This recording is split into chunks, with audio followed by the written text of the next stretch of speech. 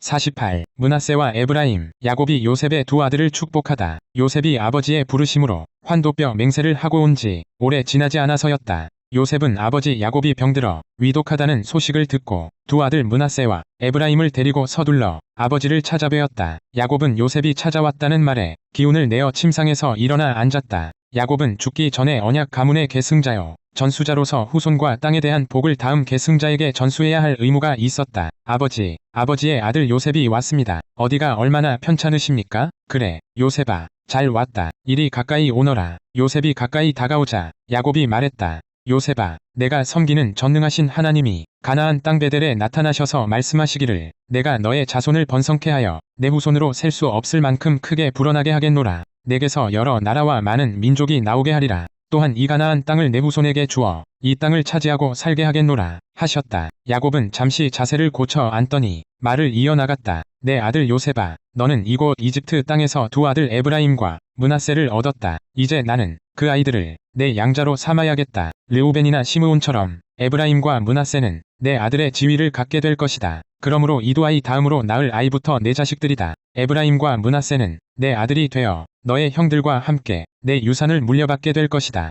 요셉의 두 아들인 므낫세와 에브라임을 야곱의 아들들의 반열에 올려놓겠다는 말이었다. 다시 말하면 요셉에게 두 몫의 유산을 물려주겠다는 의미다. 장남 르우벤 대신 11째 아들 요셉을 장자로 인정하겠다는 말이었다. 고대 히브리 사회에서 장자는 다른 아들들에 비해 두 몫의 유산을 물려받았다. 야곱은 잠시 마른 기침을 몇 번 쿨럭이더니 말을 이었다. 요셉아, 내 어머니 라헬은 내가 베델 제단을 쌓고 베들레헴으로 가던 길에 내 동생 베냐민을 낳고는 죽고 말았다. 그곳은 에브랏에서 얼마 떨어지지 않은 곳이다. 나는 베들레헴으로 가는 길 옆 에브랏에 내 어머니를 묻었단다. 어머니 라헬이 베냐민을 낳다가 숨을 거두던 그때 요셉의 나이는 16세 정도였다. 아버지의 말을 듣는 순간 요셉도 기억이 생생하게 떠올랐다. 자신을 낳고 그토록 기뻐하면서 애지중지 사랑해주시던 어머니, 그 어머니를 졸지에 잃고는 얼마나 목이 터지게 울었던가. 그때로부터 40년이 훌쩍 흘러 어느덧 56세가 된 중년의 요셉, 그의 두 눈에 눈물이 촉촉이 맺혔다. 그때였다. 야곱, 곧 언약의 후사인 이스라엘이 그제야 요셉 곁에 두 청년이 있음을 알고는 물었다. 이스라엘은 야곱의 새 이름이다.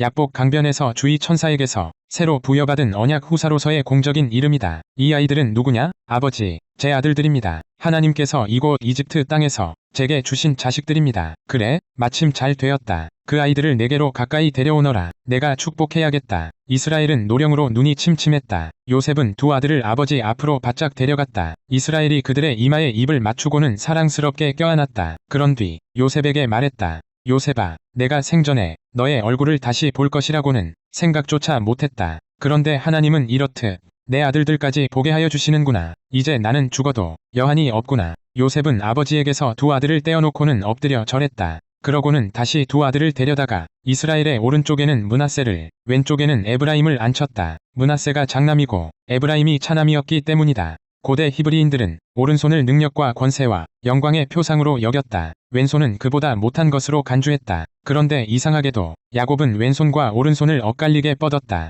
차남 에브라임의 머리 위에는 오른손을, 장남 므낫세의 머리 위에는 왼손을 얹었다. 그런 뒤 아이들을 축복했다. 조부 아브라함과 부친 이삭을 보살펴주신 하나님, 이제까지 저의 삶을 이끌어주신 하나님, 온갖 환난 가운데서 저를 구원해주신 전능하신 하나님, 이 아이들에게 복 내려주시기를 바랍니다. 저의 조상 아브라함의 이름, 이삭의 이름, 저의 이름을 이 아이들도 부르기를 원합니다. 이 아이들의 자손들이 이 땅에서 크게 불어나기를 원합니다. 두 아들을 축복하는 아버지의 모습을 보며 요셉은 흐뭇한 마음을 감출 수 없었다.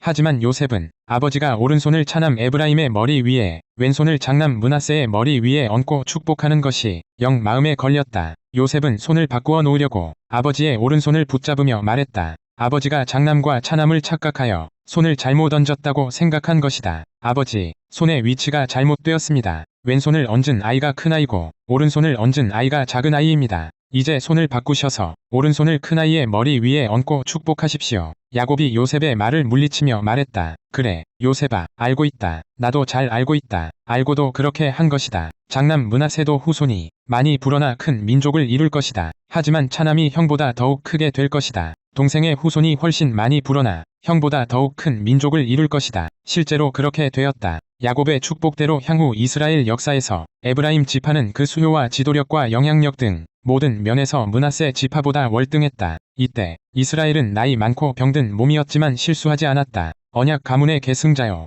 전수자로서 하나님의 뜻에 합당하게 맡은 바 사명을 감당했다. 예전에 야곱의 부친 이삭의 실수와는 대조된다. 이삭은 아내 리브가에게 계시하신 하나님의 거룩한 뜻을 잊었다. 형이 아우를 섬기리라 는 하나님의 경륜을 망각하고 그저 혈통의 순서에 따라 또한 자신이 좋아하는 장남 에서에게 언약 가문의 축복을 해주려 했다. 그래서 야곱이 장자의 축복을 받기 위해 얼마나 고통스럽게 몸부림쳤던가. 그때의 뼈저린 경험을 바탕으로 야곱은 실수 없이 자신에게 주어진 사명을 감당한 것이다. 그날 야곱은 에브라임과 므낫세를 또한 이렇게 축복했다. 보라, 이제 이스라엘 사람들이 너희의 이름으로 축복하리니 하나님이 그대에게 에브라임처럼 또한 므낫세처럼 복 내려주시기를 비노라 할 것이다. 이렇게 이스라엘은 영안을 활짝 떠서 하나님의 거룩한 뜻을 밝히 읽고 에브라임을 므낫세보다 앞세웠다. 요셉의 두 아들에게 축복한 뒤 야곱이 요셉을 다시 가까이 불러 말했다. 내 아들 요셉아, 나는 이제 곧 죽어 조상들에게 돌아갈 것이다. 하지만 나와 함께 하셨던 전능하신 하나님은 이제 너와도 함께 하실 것이다. 하나님은 반드시 너와 내 후손을 인도하여 내 조상들에게 주시겠다고 약속하신 가나안 땅으로 이끌어 주실 것이다. 오늘 나는 내게 다른 형제들보다 한 몫을 더 주었다. 내게 준 그 기업은 내가 칼과 활로 가나안 사람들의 손에서 빼앗은 땅이다. 무슨 말일까? 아직 야곱은 가나안 땅을 빼앗지 못했다. 가나안에서 얻은 땅이라곤 고작 조부 아브라함이 헤브론의 땅을 조금 매입하여 묘실로 삼고 야곱 자신이 세겜 성 밖에 가축 떼를 칠 들판을 약간 매입했을 뿐이다. 그러나 야곱의 이 말은 하나님의 약속을 확신하는 위대한 신앙 고백이다. 장차 아브라함과 이삭과 야곱의 후손인 이스라엘 백성들에 의해 분명히 실현될 가나안 정복을 오늘에 이미 이루어진 것처럼 강조하는 예언적 수사법인 것이다. 49.